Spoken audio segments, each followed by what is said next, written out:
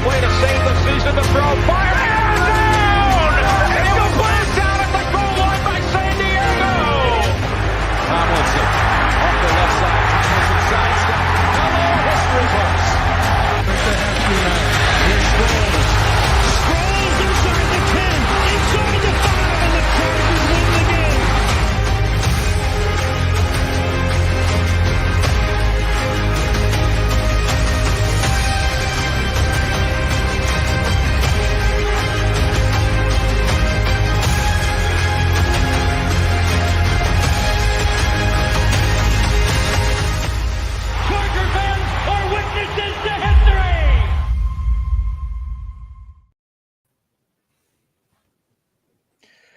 What's up, everybody? Welcome to the Lightning Round podcast. As you can see, show's a little different today. It's me and Craig. Garrett's with the kids today, enjoying some daddy daycare time. So Craig and I are going to run you through all of the defensive training camp battles. So we're going to go ahead and get right into it. We don't have the fancy graphics that we had for you guys last time, but we will read off the names and we will go through everything position by position. So Craig, let's go ahead and start with the defensive line. I'll go ahead and throw the first group to you.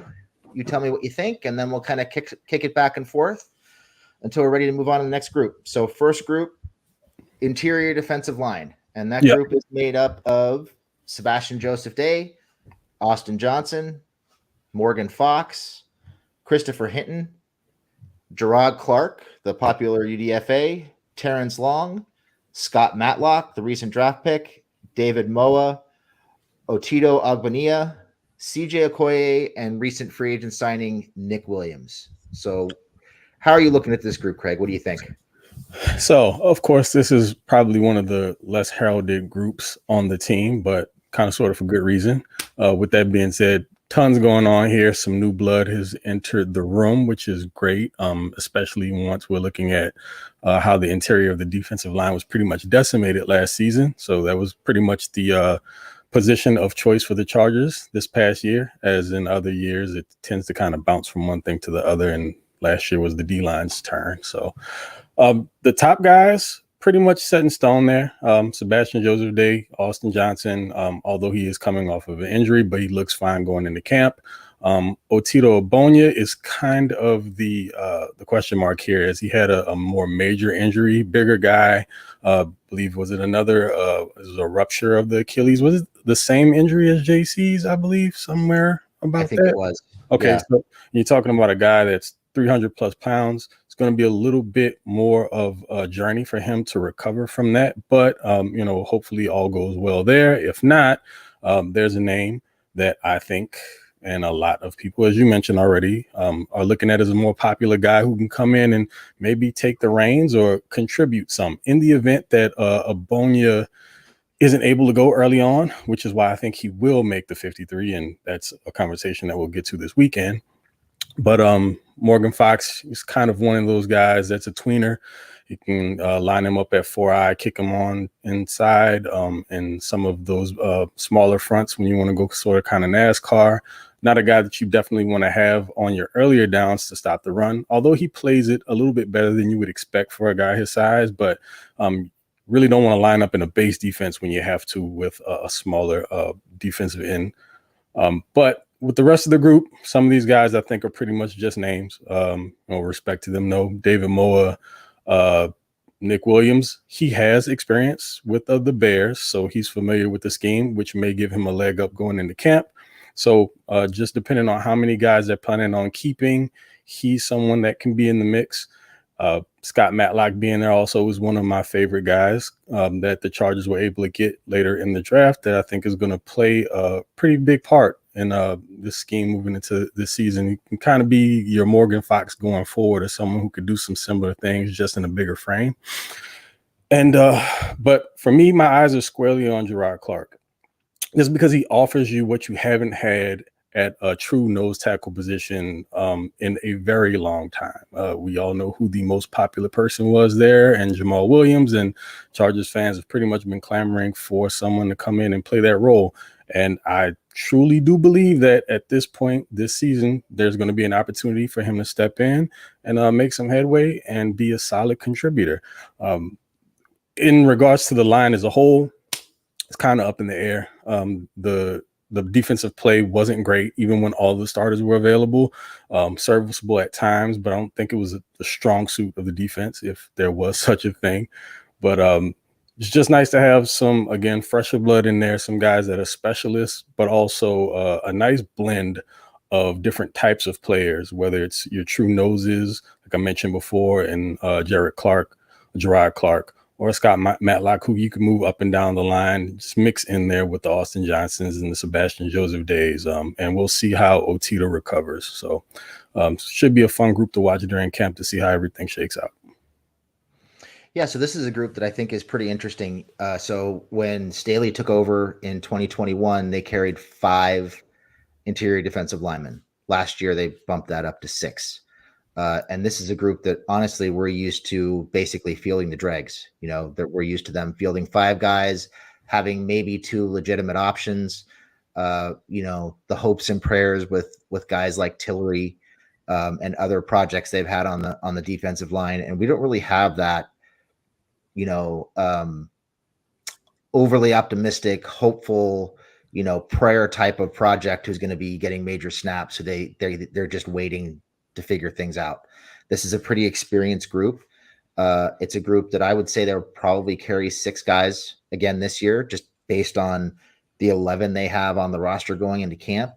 Going in, there's at least 3 guys on this list, actually 4 guys on this list who are locks to make it, possibly 5, that being Sebastian Joseph Day, Austin Johnson. Of course, we got to wait and see what happens with his injury when he's going to come back, like you mentioned. Morgan Fox, Scott Matlock, the recent 6th round pick, and Otito Ogbonnia. And then you've got a bunch of guys battling out for one spot. Christopher Hinton's a guy who played really well in very limited snaps last 6 games of the year down the stretch last year. Seems like they like him. He's actually the youngest guy in the group. And for once, they're in a position where they have a project in Hinton who they don't really need to get major snaps from. They can kind of bury him on the depth chart if they want to carry him. They might even be able to sneak him onto the practice squad, and they don't have to force him onto the roster. And that's kind of a good spot to be in based on, where they've been in years past, I think. And then you mentioned Nick Williams, that veteran piece fighting for a spot. Gerard Clark fighting for a spot. David Moa is a guy who was around a little bit last year who they seem to like a little bit. So there's 4 or 5 guys competing for probably one spot. Mm-hmm. You could see a couple of those guys sneak on if Johnson and Tito aren't ready to go coming out of camp. We're not really sure what their timeline is right now, so it's hard to say. I think most projections right now have Johnson and Tito being ready when camp breaks. We'll see. But if not, you could have 2 guys making that roster who they maybe sneak onto the practice squad down the line if those 2 start the year on the PUP list. So kind of an interesting group, and an unusual amount of depth for this interior defensive line group.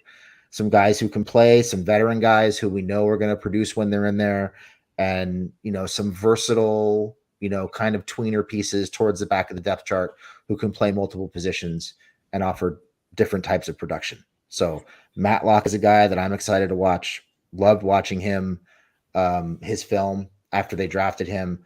Very athletic, very productive on the interior, in this kind of, muddled 3-4 defense that the Chargers play. Matlock's a guy who can play some 3 technique. He can play some 5 technique. He stood up in college. So a lot of options there, which is good. You kind of see Matlock as maybe that potential Morgan Fox kind of tweener. He's bigger than Fox, but in a similar kind of a role. So lots of interesting options, lots of guys that are going to be worth keeping an eye on camp.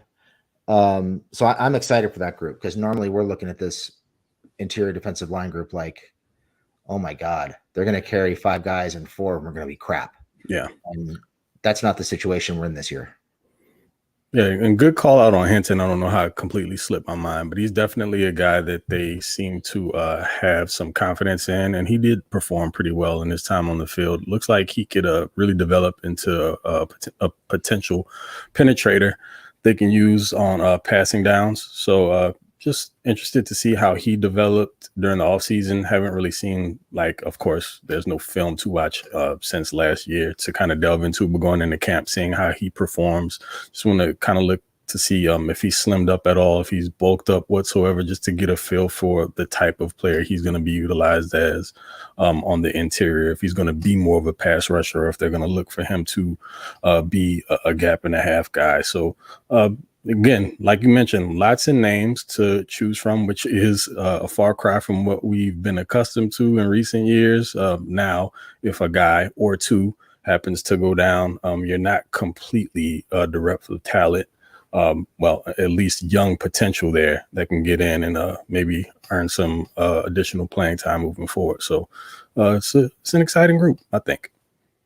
Yeah, should be a fun battle to watch, to see who gets that, that sixth spot, and also to see, how Austin Johnson and Tito fare in terms of their injuries. Are they able to come back? Can they produce right away? Or are they going to be on a little bit of a longer timeline? So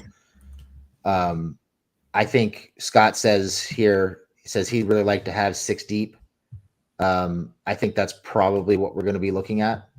And then I could easily see them carrying at least 2 guys from a depth perspective in that group on the practice squad, maybe even 3, depending on how things shake out. So I think they'll have good depth on the 53, and then I think they'll have some interesting pieces that they think they can develop on the practice squad. So could go into the season with as many as 8 guys at their disposal, depending on how things shake out. So exciting, because we're not used to that kind of depth. No. All right. Unless you've got anything else on that group, let's go ahead and move on to the outside linebackers, or the edge group. So yeah. I'll go ahead and start with this one. The edge group, obviously we know that group is headed up by Joey Bosa and Khalil Mack. You've also got Chris Rumph and Thule competing for that edge 3 spot. Whoever loses that, likely to make the roster as edge 4. Then you've got guys like Carlo Kemp, who flashed at times in camp last year, Ty Shelby, who flashed at times last year, and very much developmental pieces, guys who are going to need some time, in Andrew Farmer and Brevin Allen, kind of bringing up the rear of that group, so to speak. And this is another group I think there should be some fun battles to watch. I think, those first 4 spots, they're going to carry, my guess is they're going to carry 4 edge guys going into the season. They carried 3 last year, but they also had KVN on the roster, and he was technically their 3rd or 4th edge. So really 4, but when the roster broke, that they had 3 guys listed as edge players. I would expect 4 this year.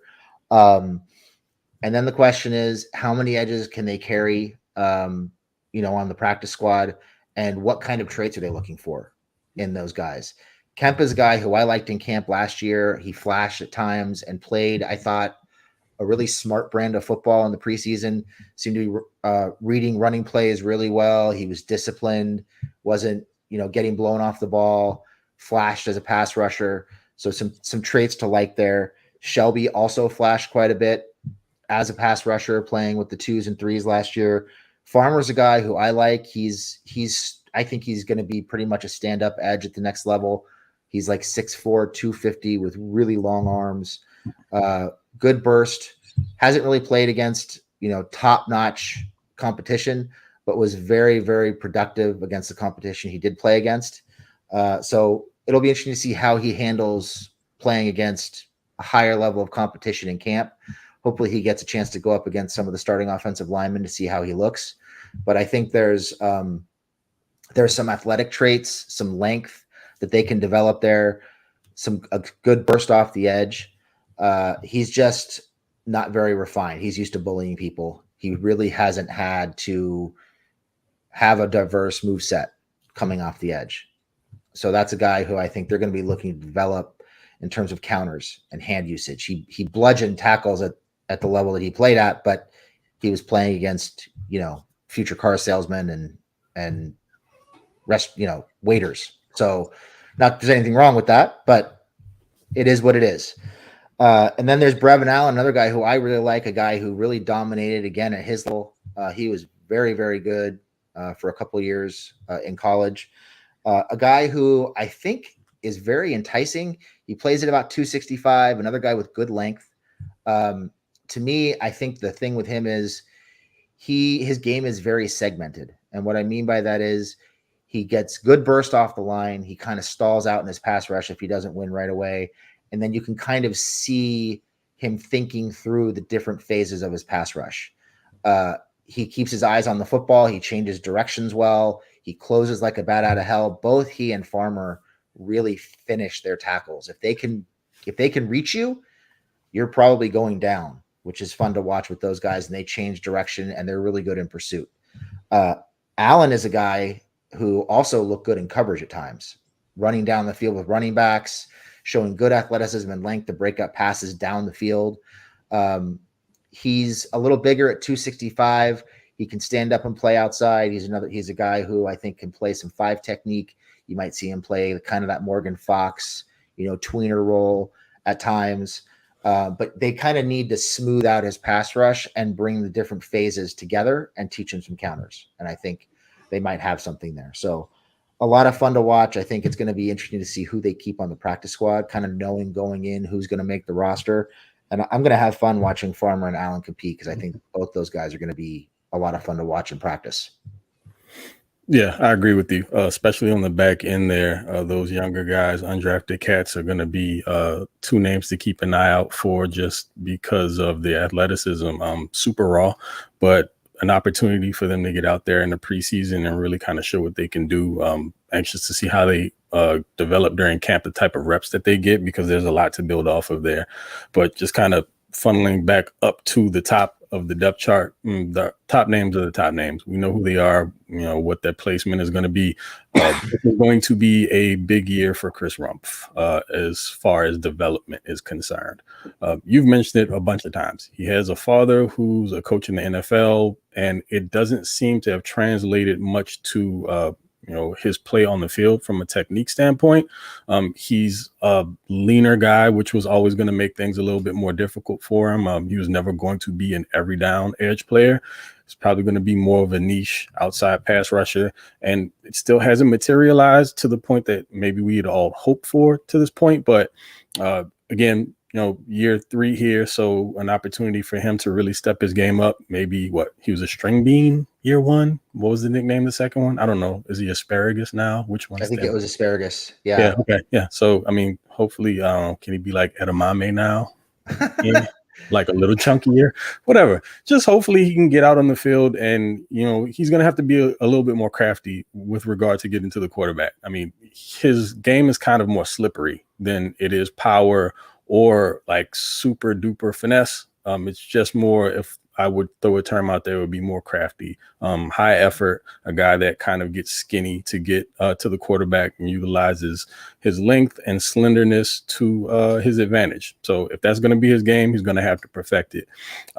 Thule is one of the unsung guys in the draft. I mean, someone who led the NCAA in sacks last year. You would imagine that he would get a little bit more shine or, discussion in some of those in the professional ranks, we don't know what they talk about. He could have been a bigger name amongst guys in the leagues. But as far as like the prognosticators and people who do this for a living, talking about it every day, his name wasn't really up there amongst some of the top edge rushers. And it's because he's more of a tweener. He's not really a natural edge rusher per se. He's going to be a guy that they can maneuver inside and out, and I've mentioned this before, I'm really curious to see what he shows up to camp weight-wise at. I know he dropped down to perform at pro days in the combine, so he was more in the 260s then, but he played more around like 280, 290-ish. So I think it would behoove him to be somewhere in the middle. He's not the most athletic guy, but he does get around the edge quicker than what you think. And he knows how to bend and get down the line towards the quarterback. Another high motor, high effort guy. And you can never have enough of those, a relentless pursuit after the quarterback or causing tackles for loss in the backfield on running backs. he's got that in spades. And the fact that you can line him up on the inside or outside, you can play some 4-eye. You might use him as a 5-tech stand-up edge. You've got all of that in his toolbox. He's got some pretty decent hands. And so the technique is there. He can grow. And yeah, I think he'll be someone who can contribute, maybe even more so than Chris Rump. So wouldn't be surprised as the year goes on, you see a little bit more of Thule than you even do Rump. Carlo Kemp was someone that I was also a bigger fan of that I wished got some more run during the season last year, just because of sheer size. I think he's sitting at about like 280. And of course, we knew the Chargers were a very leaky run defense, to put it nicely, but particularly on the edges, to have a bigger person out there that you can use to kind of clog up or get guys on outside zone, someone who can hold up against tight ends and tackles. We know that wasn't KVN's specialty, lighter side, even though he was kind of initially pegged to be someone that can come in and be used on the in or outside, but just kind of due to injuries, things of that nature, he had to play a little bit more edge than what they anticipated. So I was really hoping Kemp saw the field more than he did. Just didn't work out for whatever reason. Ty Shelby, another person with some opportunity there, but my two guys are going to be the ones that you mentioned, the undrafted free agents. Brevin Allen in particular, because he was on my top list. I think we did the top 5 undrafted rookie free agents, and Allen was on my list somewhere. I think he might have been 3 or 4, somewhere around those parts. Mainly for the athleticism. Like you mentioned also, the fact that one of his best plays I saw was him peeling off of the edge and tracking a running back down that was running a wheel route. Get it together, Craig. And he got a PBU, which is really impressive to see in space because it's not something you see from bigger defensive ends or edge players. And I think that he has that ability. If he can somehow kind of, and you go through the tutelage of playing behind a Joey Bosa and Khalil Mack, that's very helpful. So from a technique standpoint, he can grow there. Farmer has tremendous length and is another one of those traits guys that I think that they're going to want to keep around. So between the two of them, if I'm thinking the way that the Chargers like to operate, they probably are bigger fans of Farmer than Allen. But I could see either one of those guys end up being like, or both of them, practice squad cats they try to keep and develop. So it's very rare that you see someone excited for, bottom of the roster, maybe makes the 53 or probably ends up being practice squad player guys. But these are two that I'm really excited for. Yeah. Just to kind of follow up what you were saying about Thule, you were mentioning that he didn't get a lot of run in the draft process, and you were a little bit surprised by that because he led the nation in sacks. I think part of that has to do with the fact that if you watch him, there are a lot of things that he does pretty well, but there's nothing that he does so well outside of probably his hands that you look at and say, that's how he's going to win at the next level. And that's kind of what concerns me about him. He bends pretty well. He's got a good burst. I wouldn't say it's great. It comes and goes. He was really successful lining up as a middle linebacker and charging the A and B gaps with a free run at the guards. He just murdered guards with his hands and his speed. He showed some good counters. You mentioned the motor, but how is he going to win at the next level? Is he going to win with athleticism? Probably not. Is he going to win with technique? That's probably going to be his calling card. But I think what concerns me about that is he doesn't have great length.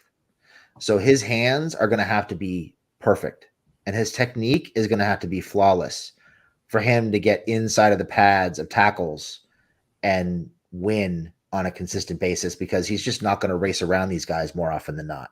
So those hands are going to have to be perfect. I think he can have really, really good hands. His hands are already, I would say, pretty advanced for a college player. Just not sure if the length is going to match up and allow him to win as a technician as much as he's probably going to have to be successful. So we'll see. There's some things there to develop. But I think the fact that he can move around, play a little inside, play some outside, stand up, I think all that stuff bodes well for him. And it's probably why he's going to wind up being, edge 3 by midseason, if not by the time they break camp. They're just going to have to figure out what it is that he does well and really focus on that and put him in a position to do it as much as possible.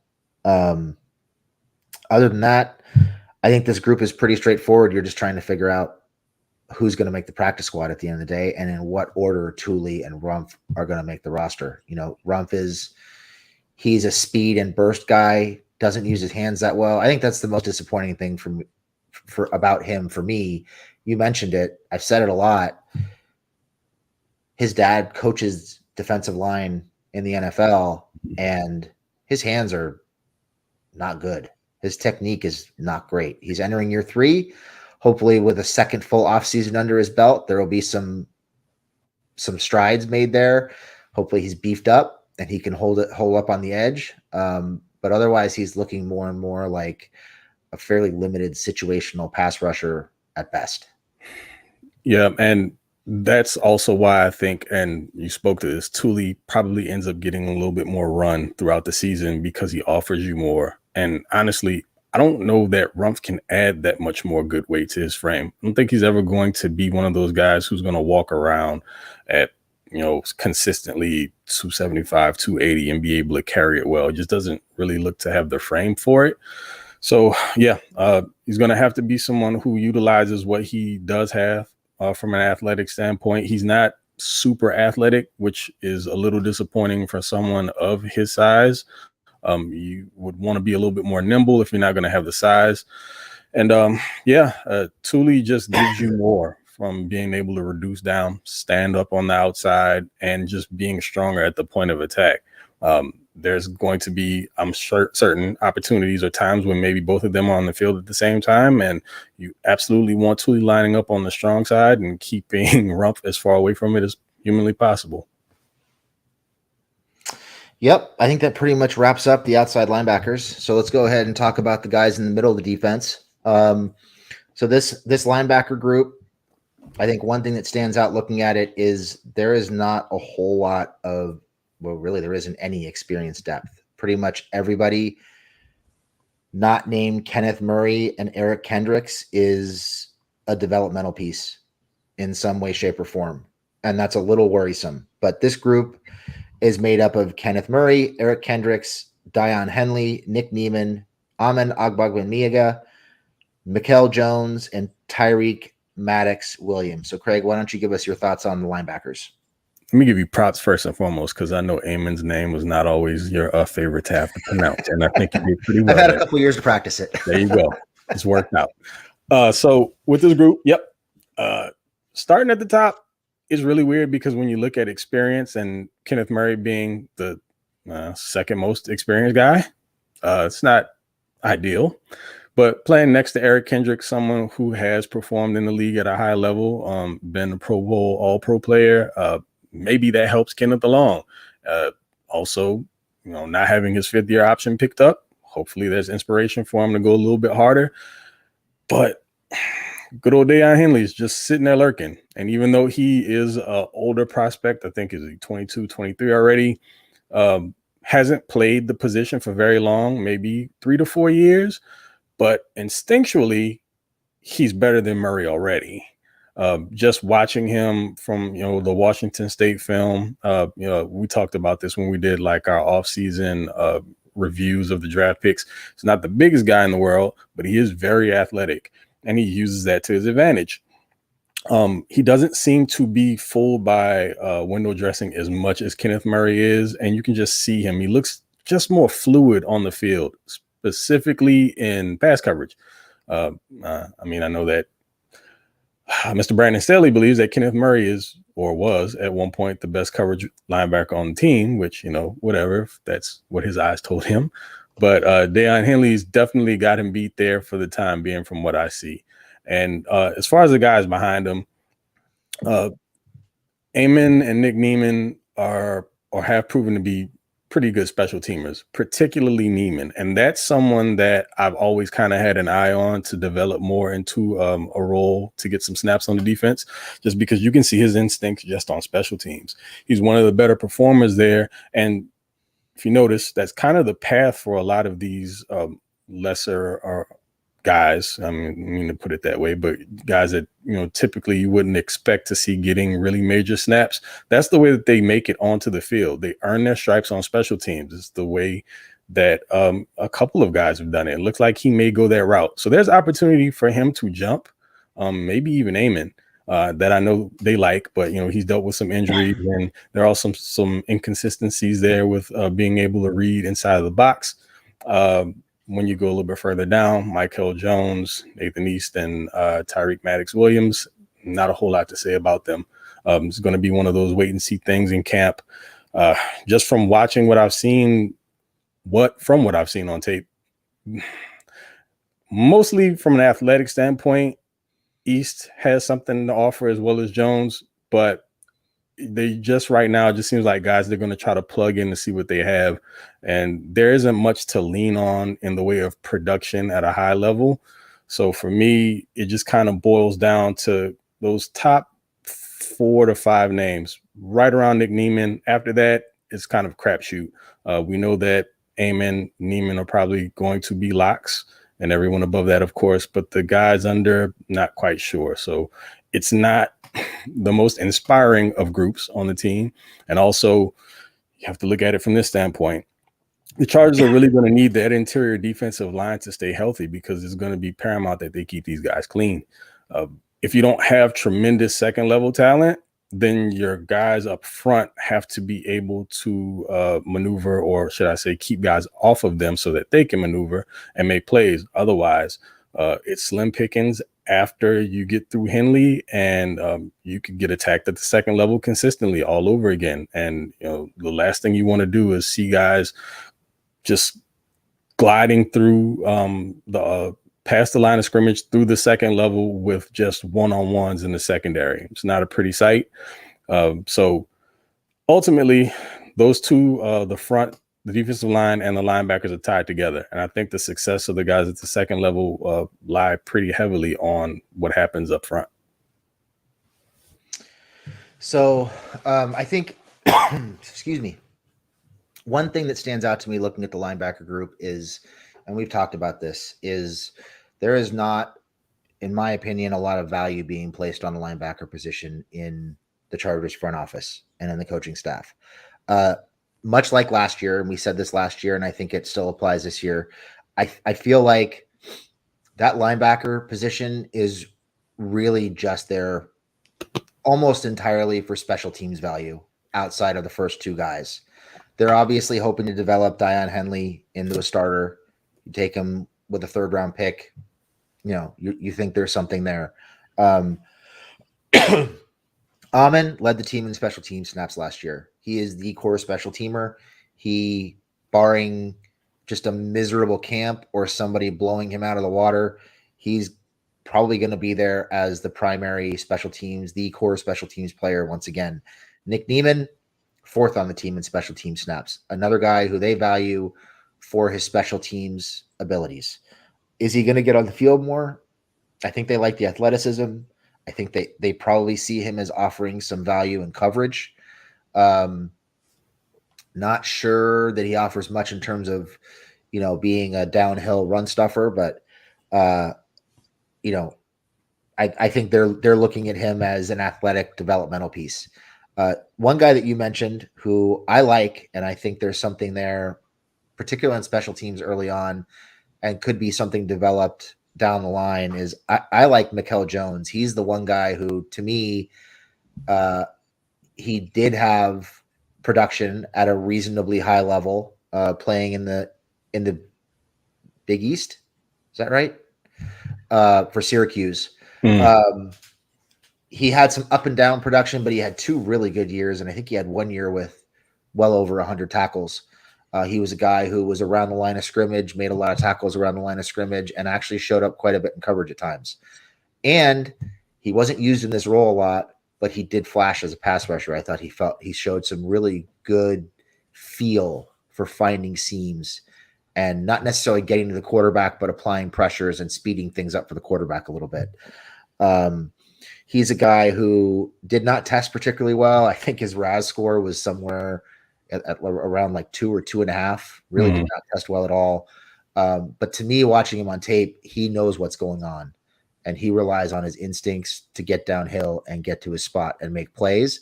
And when he hits you, you go down, which is not something you've been able to say about this linebacker group for quite a while. So Jones is a guy I would keep an eye on in camp. Do I think he makes a team? Remains to be seen. I think, they carried 5 linebackers, I think, last year. No, they carried 6 linebackers last year. So there's always a chance they could carry 6 again. I kind of doubt it because KVN was that hybrid edge linebacker, which they don't really have this year. And they're going to need to fill spots at other positions. But I keep an eye on Jones. He could at least be a productive, useful practice squad stash. A guy who I think was a team captain at Syracuse, was very productive, and fell mostly because he didn't test well. But I think there are, mental traits there that they could lean on and develop and at least get a very productive special teams player out of down the line. Yeah, well, know that you mentioned them not really having a hybrid guy, but that Staley kind of looks at Kenneth Murray as someone that could potentially play that role. So unless he's just talking it up, then he essentially kind of mans that KVN role in the event. Possibly Deion Henley steps up and gets some more snaps on the inside. They could probably find a way to get him on the field that way too, but that's just maybe pie in the sky stuff. So yeah, I mean, does Staley see Murray as the hybrid guy? Does Tom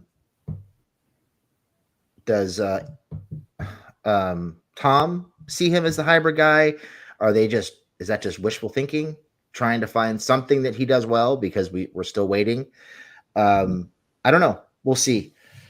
Obviously, I think Murray makes the team. He's going to be on the field a lot early in the season, and I would keep an eye out for Henley slowly start eating into Murray's snaps, being that he's a 3rd round pick and they've already, they're going to decline Murray's 5th round option. I think the writing's on the wall there that they're ready to start phasing him out at some point this season. All right, let's move on to the DBs. So defensive backs, this is another pretty big group. A lot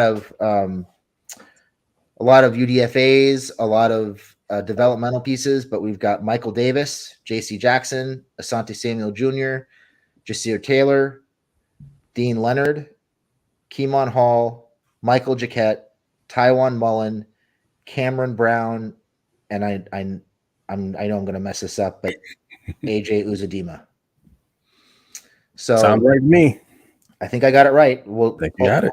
Just go with the phonetic sounding,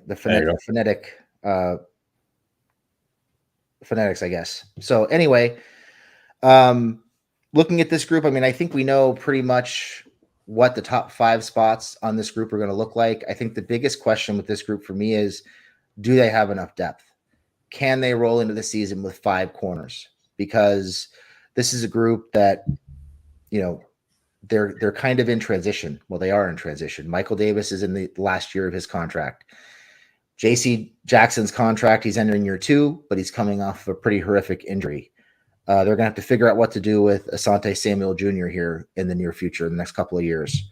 And then you've got Jasir Taylor and Dean Leonard, they flashed at times, either in the preseason or during the regular season, but we still don't really know what we have. Can Jasir play outside? Is he going to be primarily a slot guy? Can he play safety? Can they cross-train Leonard at safety? I think this is a group where you could make a really strong argument for, let's say, for example, they don't keep 6 wide receivers, or let's say, for example, they only go with 5 linebackers.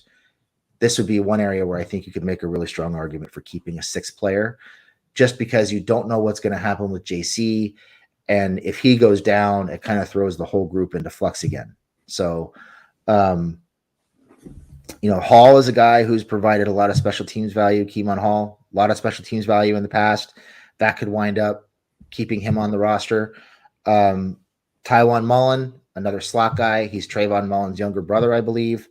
Was reasonably productive in college. And then a guy that I like, a UDFA that I like, who I think he made my top 5. If not, he was just outside of it, is Ohio State cornerback Cameron Brown, a guy who kind of fits the size and length profile that they like. He's about 6 foot, 200 pounds. He's a solid tackler. He's very tenacious in press coverage. Looks good, not great in zone, but I think you can kind of hide him in zone if you need to. But he's a guy who was one of the top-rated cornerback prospects in the country when he was coming out of high school. Never really lived up to the hype in college. I think he had some injury issues, had a hard time staying on the field, just didn't quite hit his stride at the college level. But he had some big games for Ohio State, had some productivity. He's got good ball skills, high points the ball really well, and is a good athlete. And he's a guy who I'll be watching in camp to see if maybe he can work his way either into the top 5 or 6 or at least onto the practice squad, because I think there's something to work with there. Yeah, so it's another group that, like you, I feel like if it isn't properly managed, then it's pretty irresponsible going into the season. We all hope that JC Jackson is recovered and ready to go, but after a horrific injury like that, you can't bank on it. And then even if he is 100% or around abouts, he was working his way into the scheme, and it didn't look great in the few games that he did play. That could be due to injury. I mean, he had a foot problem before the major injury that took him out. So I'm sure all that played a part in it. He performed very well during the offseason last year. So maybe it was just about the foot. And then, on the play that he was injured on, freak play where he was in a position to potentially make an interception, and he was playing better that game. And lo and behold, that's when he goes down for the season. So really unfortunate. Yep. Like you mentioned, the top guys are pretty much there, and it gets really murky after ASJ. And then the question then becomes is, what is ASJ's, I guess, situation going into this year where they're going to play him, whether it's going to be that he lines up on the outside in like 3-4 wide sets, or if it's just base defense. Are you going to sub him out with Jasir Taylor just because we know that he's not the best in run support? So interesting to see what they roll out with. Of course, nickel's typically the primary defense, so he very well may be your starting nickel, maybe. But, Jasir Taylor has the ability to play star. He's done that. So he's going to be more of an inside guy. I think he's better suited inside than outside. You mentioned Michael Davis and it being the last year, and I don't think he gets enough credit for how important he actually is to the defense. We kind of saw that everything went to hell in the wild card game after he went out in the second half. It was just kind of ball flying all over the field, no bigger boundary corner out there to defend, and just kind of laid waste to the Charger defense. And so I know that he's, some people like him, some people love him, other people don't have as high of a view on him as a player. I think he's just a key piece to this particular defense, whether you think he's a high level player or not.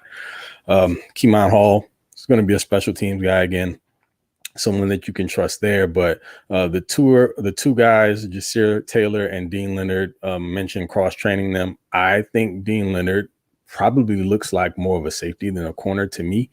But when you look at it from that standpoint, doesn't help them in regard to playing corner. So, I would love to see a guy like Cam Brown step up. Like you mentioned, Ohio State guy.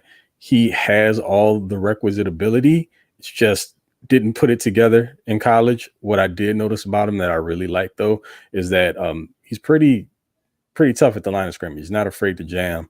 And when we're talking about like someone who's pretty decent in off coverage, I think he's better in off coverage than he is playing press. Like, he's not afraid to press anyone, but the technique isn't great. But he can play off and he'll come up and tackle you. He's a click and close guy. So somebody that you want to be able, or a type of player that you would want in that position. Michael Jacquet, and you did a much better job of pronouncing this than I am. Uzodinma, AJ Uzodinma. I think so. Yeah. Yeah. Something like that. You don't want to get into a position to where you're having to lean on or call up one of these guys from the practice squad. I doubt they'll be in a position to produce. So, yeah, I don't necessarily know that they want to go into the season with things as constructed or only lean on keeping 5 corners. This is the position that if you were going to keep a 6th would be a smart way to go. you just can't tell. As much as I want JC Jackson to be what he was, you can't just bank on that working out. And he's kind of going to be the guy that makes everything else go. If he can lock up a team's number one, playing the field corner with Davis manning the boundary, then you're working with something. If those guys can stay on the field the majority of the season, you're in pretty good shape. But the second either one of them goes down, then you're finding yourself in a bit of a rut, and things could get ugly in a hurry unless your pass rush is tremendous this season. Yeah, so you mentioned it. I think Michael Davis is a guy who deserves a lot of credit for the turnaround the Chargers had defensively, or at least, plugging some of the gaps that they had defensively late in the year last year when they made their run towards the end of the season. He's a guy who allowed them to simplify things, I think, in coverage. It didn't seem like they were leaning as much on zone coverages and complicated rotations, trying to confuse defenses. It was just, Mike, you're going to line up on their number one receiver. You're going to jam the shit out of him and just run with him and see if he can beat you. And more often than not, they couldn't. Mm-hmm. He was really good. That game he had against Miami last year, outside of tripping on that fluke touchdown to Tyreek Hill, was phenomenal. Yeah. He was really good. And his ability to basically take away Tyreek Hill really changed their ability to cover everybody else. JC is the guy that's going to get the attention. He's the guy that's getting the big bucks, but Mike is doing the dirty work, and they need Mike to be really good again this year. Like you said, when he went out in the wild card game, the whole defense fell apart. They couldn't cover anybody all of a sudden. It was bad. So they're going to need him to play really well. He's a guy who I really thought probably was going to get an extension heading into the season to help move some money around and help with the cap. That didn't happen. I'm a little surprised. It just seemed like an easy, no-brainer kind of a move. Not sure why it didn't happen, but he's a guy that you'd really like to see play well and hopefully get paid again in the offseason, because I do think he has the ability to be very productive, and he just gives them some length that they don't otherwise really have outside. And between his length and his athleticism, I think, he's really come a long way in coverage, and having him out there would really help and give them the flexibility to, like you mentioned, kind of rotate Asante Samuel Jr. and Jasir Taylor. Hall is a guy who, you were talking about Taylor. You were talking about Taylor kind of playing that star role, being able to play inside. Hall's another guy who can play some money, play some star. He can play outside, and he provides some special teams value. So he's a guy that I would keep an eye on. If they carry a sixth, he's been around for 2 or 3 years now. He seems like a guy who, if they decide to carry an extra body, would probably have an inside track, at least right now, being that extra body, assuming, one of the UDFAs doesn't pass him up. But he's a guy I'd watch closely in camp from a special teams point, and just to see how he's developing in coverage and can he hang on the roster. Yeah. Just to mention, now that we're talking through it, you could argue that Michael Davis is actually more important to the defense than JC Jackson is, just because they don't have another Davis, not someone with his athletic profile that they can line up on the bigger receivers, hell, even tight ends. I agree. I mean, we've seen it. It's been hot and cold at times, but in 2021, there was a stretch there where Michael Davis was, he was lining up against and shutting down guys like Darren Waller, Travis Kelce, lining up against number one wide receivers and shutting them down, just shadowing guys all over the field and basically erasing them. Yeah. And he's had his ups and downs. He really, actually, that might've been in 2020. I think that was in 2020, because he struggled in 2021 when they shifted to the new system under Staley. Mm-hmm. And it seemed like he got his legs under him last year and really found a role in this defense that I'm not so sure they realized they even had for him until JC went down. So I agree. I don't think it's even an argument. I think he is extremely valuable. He's a guy they need to be on the field and be productive so that everybody else can do their jobs and they don't have to ask too much of the other guys, because they know that they can, that he can fill that role for them and help shut people down. Yeah, you put this time into developing a player like that not many had their eye on when you got him. And, I'd be ashamed to just kind of let him walk. I mean, right now you pretty much have him on a pretty decent contract, and extending him out would have been ideal in my eyes. But it's just one of those things, Chargers take these guys that no one really wants, put in the time and effort, build them up, and then allow them to walk. And it just doesn't really make a lot of sense to me. Yeah, I mean, a lot of that was under a previous ownership or previous regime. So maybe that changes a little bit with Staley, who has been vocal about not quitting on people and trying to figure out what guys do well and sticking to that. So maybe that helps Davis. But he was phenomenal last year, and he was a huge part of that late season run that helped turn things around. And based on the way that they used him, which I think was pretty different from the way that they were using JC when he was healthy, I would hope that his success and the defense's success with him on the field, I would kind of hope that taught Staley a little bit about simplifying things and just letting people do what they do well. Because we've talked about it. I think there is a tendency with Staley to ask a little bit too much of everybody, ask guys to fill 4, 5, 6 roles at a time and overcomplicating things. And I think that's where a lot of their struggles come from. And when he had to simplify things last year with all the injuries, when they were playing all the depth guys, they played exceptionally well. And hopefully that's something that carries over into 2023, because there is talent on that defense. They just need to put the guys in the right positions to be successful. Yeah, they were almost forced into simplifying, especially when Derwin was out for a few games. And I mean, he didn't play in the Miami game. We saw what the defensive performance was there, signs like a couple of fluky plays. But yeah, maybe Staley, having been forced into simplifying things, have learned a lesson and takes that into this year and applies it. Yep. So next group, we're going to talk about the safeties. And that group is obviously made up of Derwin James, Alohi Gilman, JT Woods, Tyler Baker-Williams, AJ Finley, Mark Webb, and Raheem Taylor. So, I'm sorry, Raheem Lane. Excuse me.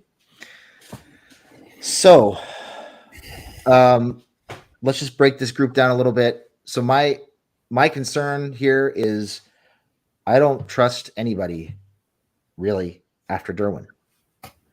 None of them. Yeah.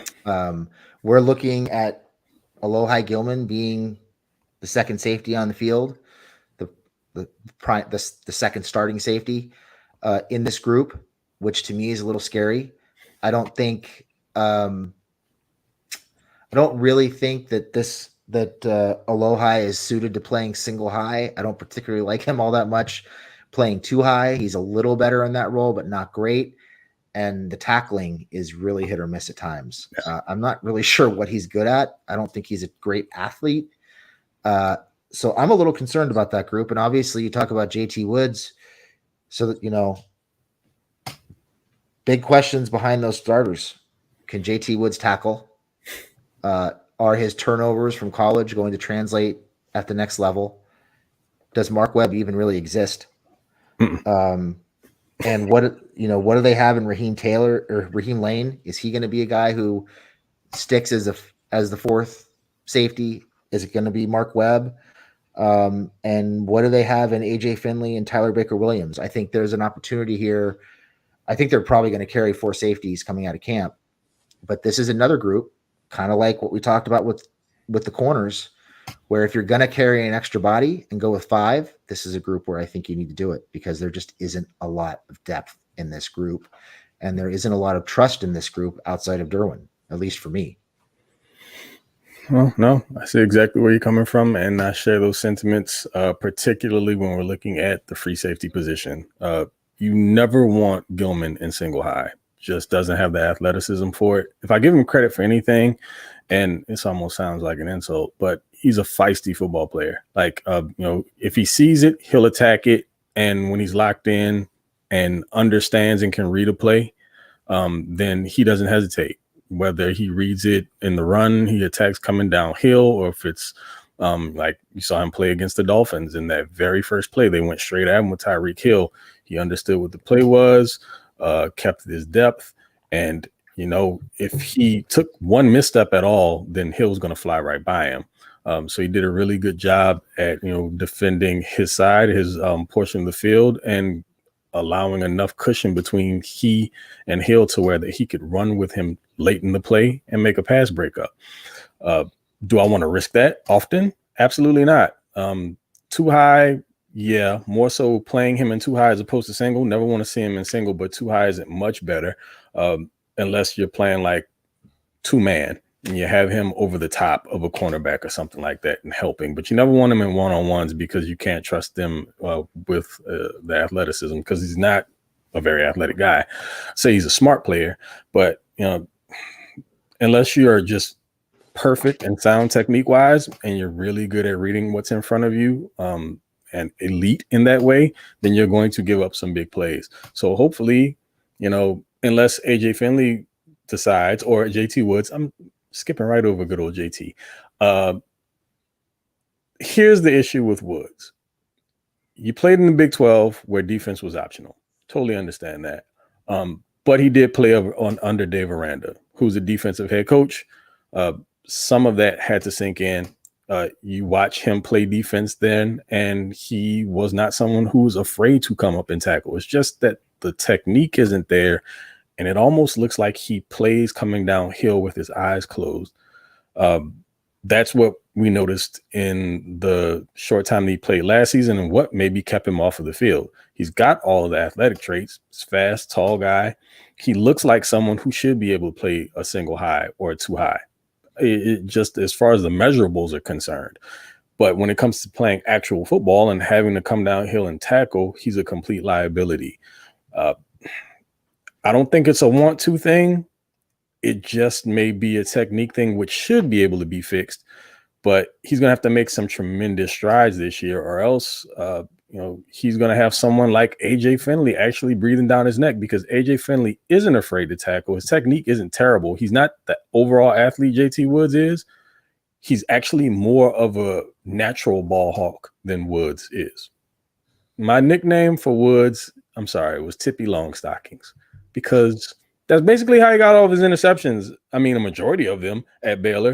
A lot of them came off of tip balls or quarterback overthrowing and the ball just sailing over a receiver into his hands. You make the plays where you can, so give him credit for that.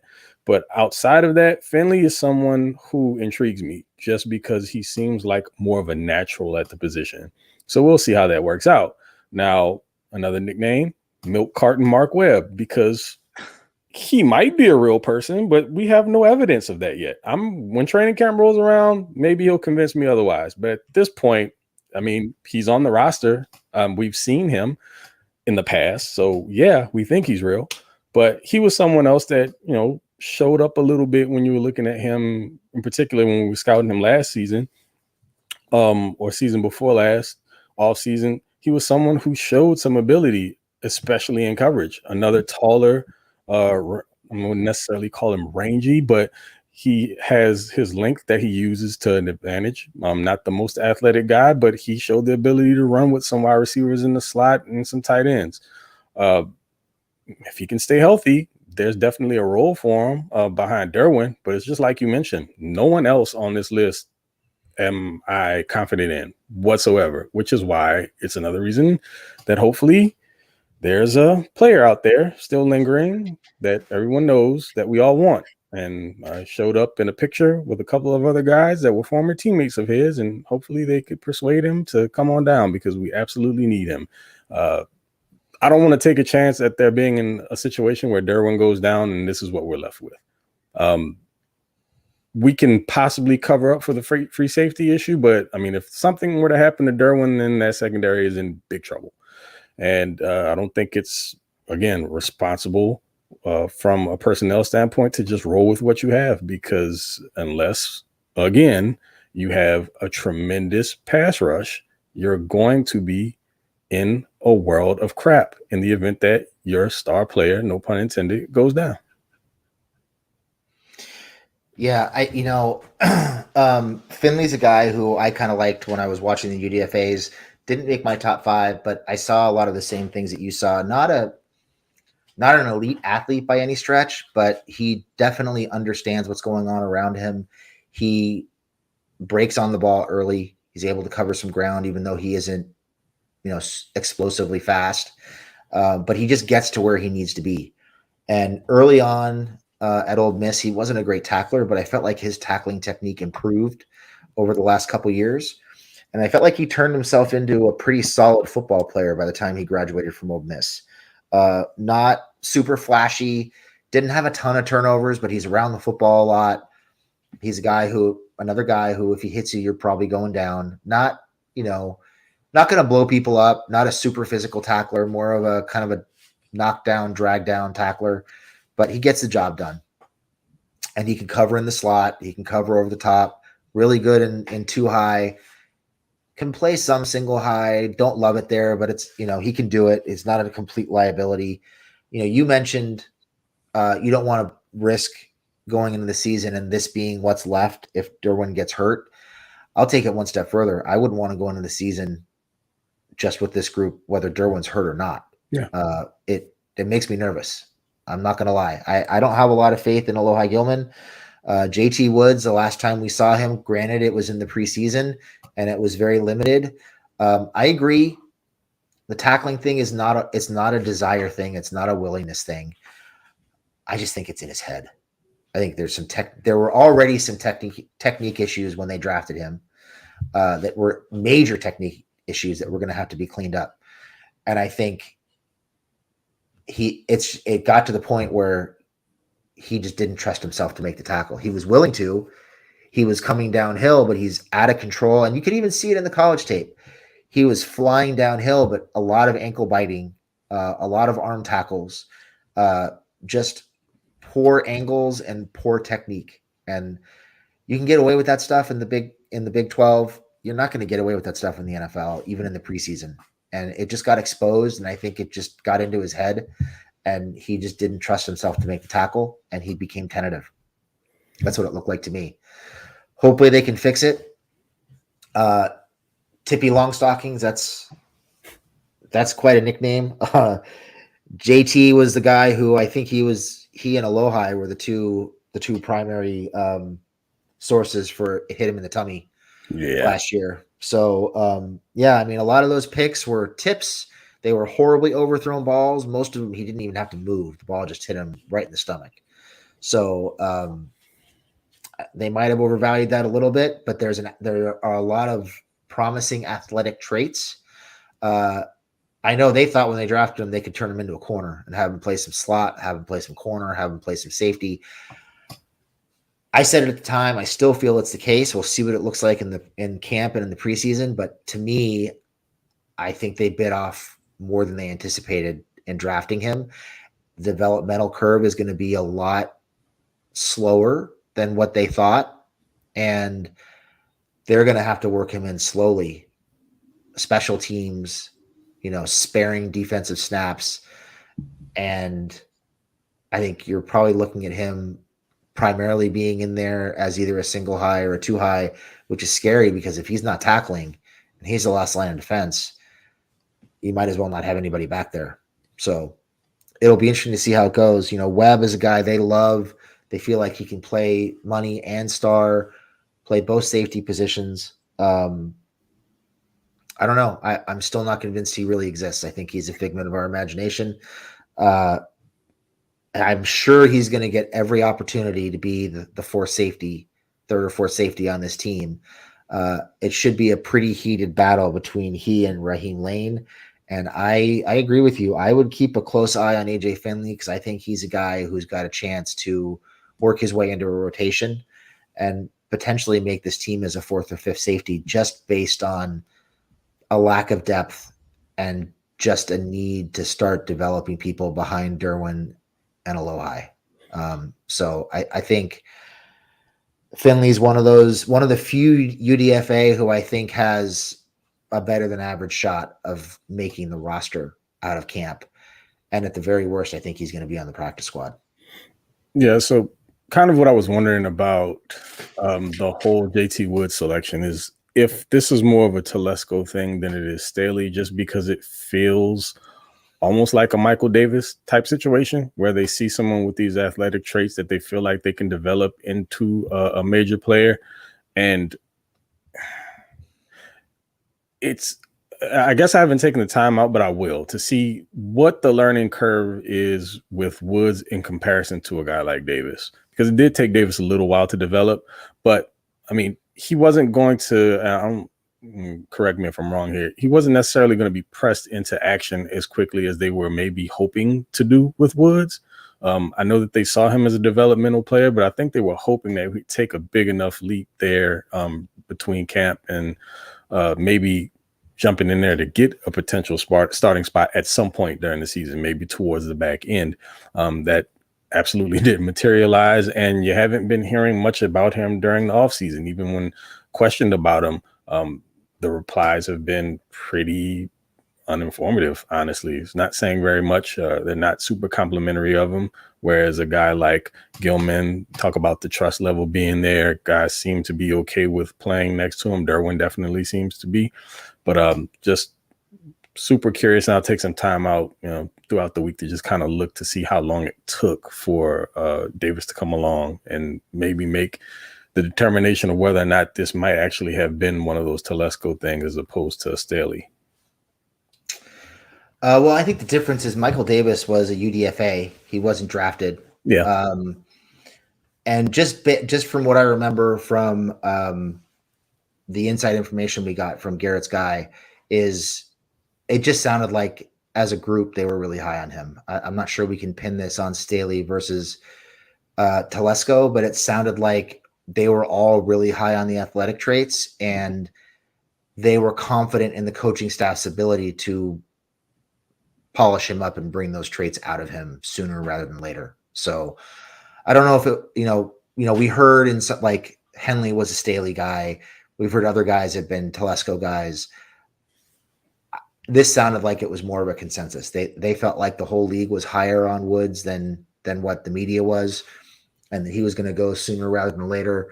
And they just felt like they couldn't pass on the traits. So that was the impression that I got. Granted, it's a year ago, and I haven't looked at the notes in a while, but that was kind of the direction that we were led in when they made the pick. Was, hey, everybody loves this guy, the traits, the athleticism, and we trust our coaches to coach him up. So we shall see. All right, so moving on. We're just about done here. We've got a couple position groups left. One, there's no real position battle. We know who it's going to be, and that's long snapper Josh Harris. Not much to say here. He's a long snapper. We don't need to spend a ton of time on it. Nah. I think the last real position battle is kicker. Yep. Dustin Hopkins and Cameron Dicker. And who's going to wind up nabbing that spot? I think most of us really felt like Hopkins was going to get cut early in the process to give him a chance to catch on somewhere else. But it sounds like they are very committed to the idea of a kicker competition in camp, which, they've been preaching competition at all positions since Staley got here. It was something that wasn't really a focal point under previous regimes, and they've really tried to harp on that.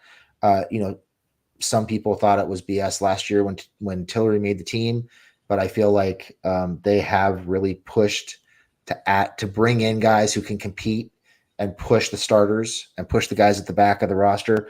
That was a thing last year, and I think looking at the roster this year, it's definitely a thing this year. So, who do you think wins the kicker battle? The sensible thing here is Dicker because younger and cheaper. I'm going to say Dicker for that reason. I'm fine with them both going into camp and having the kicker competition. I mean, when you just kind of look at the numbers just from last year, they both did pretty well. I mean, Dicker missed one kick. He was 21 for 22, with a miss coming at over 50. And that's kind of the issue with both of them. The longer kicks, anything 50 plus is kind of a crapshoot. They're pretty reliable under 50. He even went in the wild card game, he went 3 for 4 and he actually made a 50 plus yarder. So there's the young talent there. Hopkins did fairly well also before the injury. I mean, he went 5 games. He was 9 for 10 in the regular season, with his miss coming at just under 50. So ideally, if I'm just looking at the financials of it, Dicker makes the most sense. To me, it would be a little bit of a curveball if they went the Hopkins route. I feel like Dicker proved himself. So it just, to me, makes the most sense to go with that guy. But it's the Chargers. Never know. Yeah, I think it could be Hopkins. It probably should be Dicker, just based on the fact that he's younger and cheaper and there's something there to be developed. But there is that emotional side of Staley. You know, we saw it with him talking about Mike Williams after the Raider game 2 years ago. And it was pointed out in the chat, you know, that Broncos game for Hopkins, playing on one leg, kicking the game-winning field goal. I mean, you would have to think that there are a lot of veterans in that locker room who are emotionally tied to him and just support the idea of him being on the team because of the toughness that he showed playing on one leg. And I think he was hurt going into that game. So it wouldn't surprise me entirely to go with the veteran for a team that's, you know, expecting to make the playoffs and make a run. And it wouldn't surprise me to be, you know, to let some of the emotions and the, you know, that trust and that love of a guy who literally left it all out on the field for the team in the regular season, to have him stick around. So hopefully it's a very competitive position battle. Hopefully both guys play well and they make it tough on them. I would lean towards Dicker just because of the age and because of the practicality of keeping somebody on the roster who's a little less expensive. But I could see it going either way, and I wouldn't bat an eye really at either guy making it, just based on what Hopkins did, what he did to settle down the kicking position when he came on in 2021, and what he did last year in the Denver game on one leg. That's got to hold a lot of credibility, hold a lot of water in that locker room. Yeah, I know that what they are most afraid of is ending up in another Josh Lambo, Younghoe Koo situation where whoever they let go goes somewhere and suddenly becomes a great kicker out of the blue. But I mean, you can't blame them for letting the guys go. It was pretty ridiculous, and they had, you know, they were within their rights to let those guys go. But I mean, this is a good problem to have. You have 2 guys that have produced, and you kind of have your pick. And if the competition comes down to a bit of a draw here going out of camp, then yeah, practically makes more sense to roll with Dicker. But yeah, the emotional side of things, Staley seems to be one of those guys. It matters a lot to him. You know how they feel about relationships, guys putting it all out on the line for him. So I wouldn't be shocked either way. But for sure, I'd definitely be leaning more towards Dicker. Yeah, I think that's totally fair. And like I said, really wouldn't bat an eye at a guy making the roster. So, and obviously the last position that we haven't talked about, actually last 2 positions we haven't talked about, return man, which we all know Darius Davis is going to be the kick and punt returner, and then JC Scott as the punter, who I think has that position pretty well locked down. So not a whole lot of mystery on the special team side, unlike a lot of recent years past where we didn't know who the kicker was going to be. We didn't know who the punter was going to be. We didn't have a return man. It seems like a lot of that stuff is pretty settled outside of just making what's probably going to be a pretty difficult decision between Dicker and Hopkins. So let's just wrap this up. We've gone through all the positions. We've talked about pretty much everybody on the defensive side of the roster. So let's just do a quick recap of the most interesting position battles, just in terms of which spots we think are still open on the defensive side of the ball on the Chargers roster heading into camp next week. So we talked about interior defensive line. Most of those positions are set. I think there's for sure one position, that IDL 6 spot, that's still open. And then there's the uncertainty of what's happening with Austin Johnson and Tito. Tito, yeah. Yeah. Anything else to add there? Not really. Jarrett Clark's kind of the name to watch. this could be a scenario where maybe they slow play the return of Otito in hopes that they can maybe get one of these guys on and then sneak them onto the practice squad. Could just be a level of strategy that they employ. But Clark's kind of the guy that, is going to be on the bubble there, but I think has a really good opportunity to sneak his way onto the roster somehow. Clark, I think, that sixth spot ultimately is going to come down to Clark and Hinton. More than likely, maybe Nick Williams. There's three guys vying for probably one spot there. So that'll be interesting. We already know, I think, who the edges are going to be. So no real competition there outside of who's going to wind up being edge 3 versus edge 4, which probably in all likelihood takes more than just camp to play out. That might not really unwind until we get halfway into the season or so. We talked about linebacker. I doubt there's a linebacker spot open unless they decide to carry 6, which they probably won't. So guys like Mikel Jones and Tyreek Maddox-Williams probably looking more so for or at a practice squad spot. I think the potential for a 6th defensive back is huge. I think we know who the top 5 guys are going to be.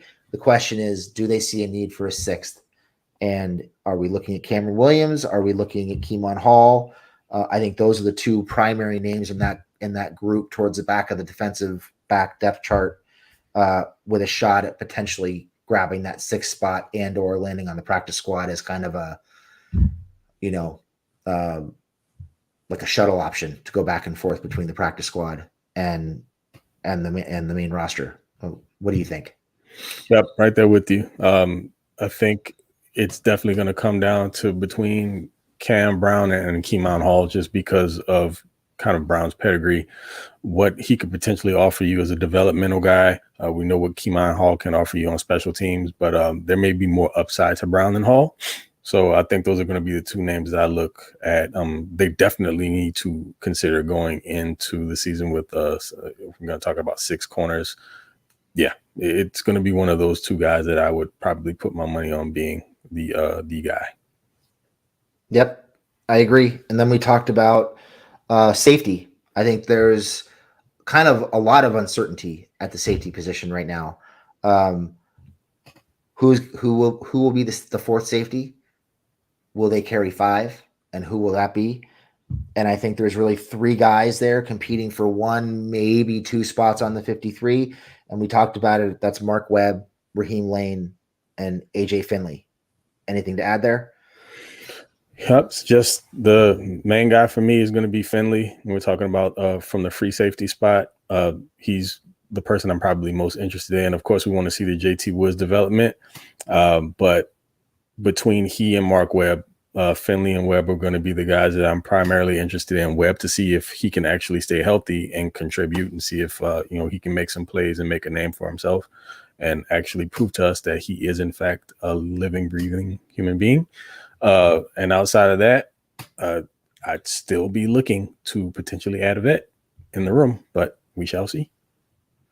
I agree. I think adding a vet would be fantastic, whether it's John Johnson or somebody else. I'm sure there's going to be some guys with some starting experience, with some tread left on the tires, who get cut at some point during camp. So something I would definitely keep an eye on. That's one of those positions I think the Chargers should be following closely throughout camp in the preseason. And then we talked about the kicking competition. So I think that pretty well does it. Did we miss anything? No, I think we got it all covered. I mean, we covered the returners as well. We know what that's going to look like, even though kickoffs are probably going to be a lot less exciting this year with the new rule, but whatever. I guess there's always punts. Yeah, I think, I'm just really looking forward to watching Andrew Farmer, Brevin Allen, and AJ Finley and Cameron Brown this preseason. Yeah, it's amazing how many undrafted rookie free agents kind of stand out. But, I mean, the Chargers, they're almost guaranteed to find at least one somewhere. So just really anxious to see how these guys develop. There's going to be opportunity for someone to sneak up on everyone, and camp's going to be the time to prove it. So it's time to get ready to roll. All right, everybody. Well, that's going to do it. Thanks for tuning in tonight and going over the training camp vows with us. Hope you enjoyed the show. I know we enjoyed talking to you. And everybody have a great night. And we will see you Saturday at 12 p.m. I can't talk. 12 p.m. Pacific. There we go. With all of our 53-man roster projections. So keep an eye out for that. Absolutely. See you guys then, and salute. All right. Thanks, everybody.